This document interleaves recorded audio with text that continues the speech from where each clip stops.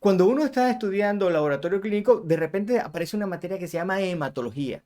¿Qué quiere decir esa asignatura? ¿Qué voy a ver en esa asignatura? Eso lo vamos a resolver el día de hoy.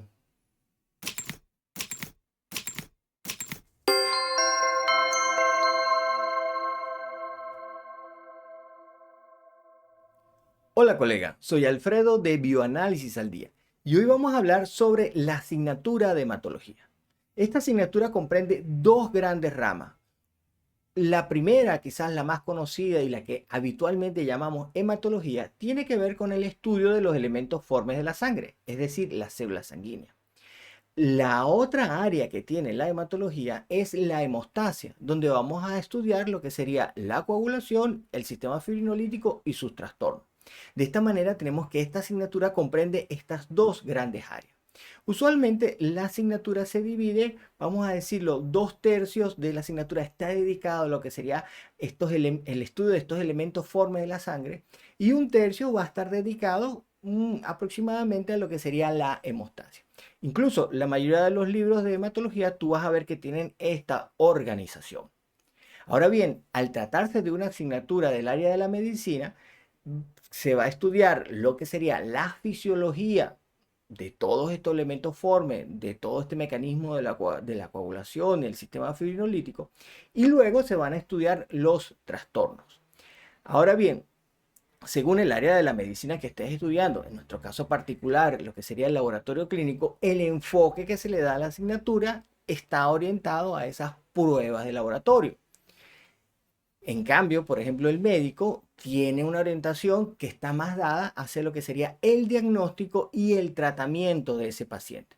Pero en líneas generales, todos los que ven una asignatura de hematología comparten en común que ven la fisiología, la fisiopatología y en líneas generales tienen una idea global de lo que serían esas pruebas de laboratorio y de cómo se realiza ese proceso de diagnóstico. Quizás habrá una mayor finura por parte del profesional del laboratorio clínico en cómo se hacen esas pruebas, cómo se garantiza la confianza en esas pruebas, cuáles serían ese abanico de pruebas adicionales que existen y en líneas generales cómo se realizan, mientras que el médico va a estar en la parte más que tiene que ver con el diagnóstico, con el pronóstico, con el seguimiento y con el tratamiento. Son al final dos enfoques distintos. Dentro de la asignatura de hematología, la primera parte generalmente se inicia hablando de las pruebas de laboratorio. En caso de ser profesionales de laboratorio clínico, se empieza hablando de las pruebas de laboratorio y luego vamos a ingresar a lo que sería el estudio de la fisiología de esos elementos formes, dónde se originan, cuáles son sus funciones. Y luego vamos a estudiar lo que serían los trastornos que llamamos no neoplásicos o benignos y los trastornos neoplásicos. Aquí vamos a estudiar una gran cantidad de trastornos. La cantidad de información es grande porque existe una gran cantidad de trastornos. Aquí vamos a estudiar las anemias, que es un conjunto bastante grande y quizás al inicio es un poco complicado porque tiene varias variaciones, tiene varias causas. Aquí yo te recomiendo siempre realizar tablas o esquemas, pero las tablas funcionan bastante bien para organizar la información. Vamos a estudiar también lo que serían las neoplasias. Aquí vamos a tener sobre todo las leucemias, también hablamos un poco de los linfomas. Y también dentro del área de lo que sería la hematología hay una subárea que denominamos la inmunohematología, donde vamos a estudiar el glóbulo rojo desde el punto de vista desde el punto de vista de que se comporta como un antígeno y las reacciones que puede tener el cuerpo. Entonces aquí vamos a tener una serie de anemias hemolíticas que tienen que ver con estos procesos, que también suele ser un componente importante, vamos a decir, es como un subapartado del área de hematología. ¿Por qué? Porque en general en hematología nosotros estudiamos a esos elementos formes, los cuales se abordan inicialmente con lo que sería un hemograma o una hematología completa, una biometría hemática, según como la llaman en tu país. Y por supuesto, desde el punto de vista del laboratorio, nos va a interesar conocer la morfología de esos elementos. En esta primera parte, la morfología es clave, la morfología es la que da una primera orientación. La morfología es lo primero que va a orientar al médico, la morfología es el punto de partida y por eso que nosotros debemos de afinar bien esa área morfológica y tiene un componente y un peso muy grande en lo que sería el estudio de la hematología. ¿Por qué? Los elementos normales son relativamente fáciles de identificar, pero tenemos una gran variedad de elementos anormales que hay que saber identificar. ¿Y por qué? Porque hay que reportar, porque esos elementos van a orientar muchísimo al médico a la hora de hacer su diagnóstico, hacer el seguimiento o incluso el pronóstico del paciente. En el área de la hemostasia, generalmente es el último tercio de la asignatura. Aquí vamos a ver todo lo que sería la fisiología de ese mecanismo fibrinoformador, el mecanismo fibrinolítico, el factor vascular. Y luego vamos a estudiar los trastornos. Hay trastornos hereditarios, hay trastornos adquiridos. Aquí vamos a ver, por ejemplo, lo que sería la hemofilia, vamos a ver la trombosis, vamos a ver las alteraciones del sistema fibrinolítico también.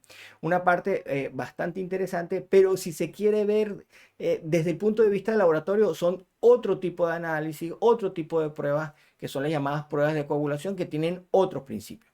En hematología, lo más interesante es que vamos a tener prácticamente todos los principios que se utilizan en el laboratorio van a confluir en esta asignatura. Vamos a tener principios de medición ópticos, mecánicos, vamos a tener reconocimiento de células, identificación por nuestras partes, vamos a realizar procedimientos manuales, algunos son bastante antiguos, pero que todavía siguen teniendo mucho uso, sobre todo en laboratorios de nuestro entorno, laboratorios pequeños en los cuales contar con equipos automatizados para cada una de las pruebas resulta un poco difícil, un poco irreal.